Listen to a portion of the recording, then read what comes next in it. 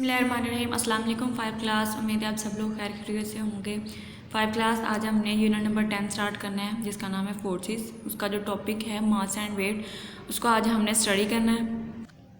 Okay 5 class, open your books, page number 86 open कर लें। Topic है mass and weight. Mass is the amount of matter content in object, यानी mass क्या है, matter की वो अमाउंट जो एक ऑब्जेक्ट के अंदर होती है, ठीक है, उसको हम क्या कहते हैं, उसका मास, ठीक है। It is measured in kilogram, इसको हम किलोग्राम में मेजर करते हैं। On earth the mass of an object is same as its weight, यानी ज़मीन पे जो ऑब्जेक्ट का मास है वो किससे सेम होता है, बराबर होता है, उसके वेट के बराबर होता है।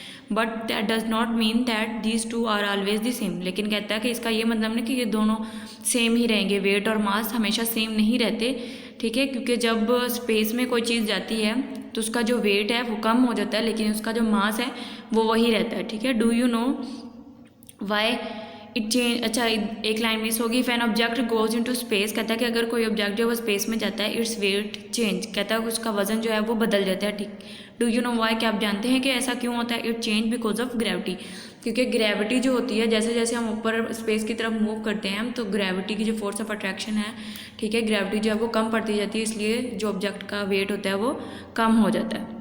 नेक्स्ट पेज पे आ जाए। डज इट्स मास चेंज, कहता है कि अगर वेट चेंज हुआ तो उसका मतलब क्या है कि उसका मास भी चेंज हो गया। No, because an object in space still has just as much matter inside it as it does on earth, कहते हैं नहीं, ऑब्जेक्ट का जो मास है वो चेंज नहीं होता, कि क्योंकि जो ऑब्जेक्ट जो है वो ज़मीन पे जितना उसमें मास था, जितना मैटर का मास था, वही उतना ही मास जो है वो स्पेस में भी होगा उस ऑब्जेक्ट का। So its mass remain the same, उसका मास जो है वो सेम रहता है।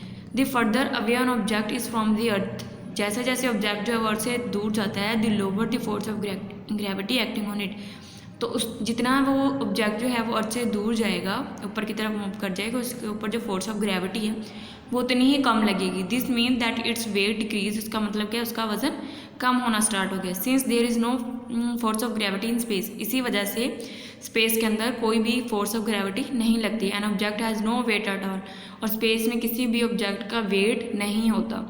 You must have seen picture of astronaut floating in space और in there spacecraft due to weightlessness, कहता है कि आपने देखा होगा कि एस्ट्रोनॉट जो स्पेस क्राफ्ट होते हैं स्पेस के अंदर, वो इस वजह से फ्लोट कर रहे होते हैं क्योंकि उनका जो वेट होता है वो नहीं होता, उनके ऊपर फोर्स ऑफ ग्रेविटी जो है वो एक्ट नहीं कर रही होती।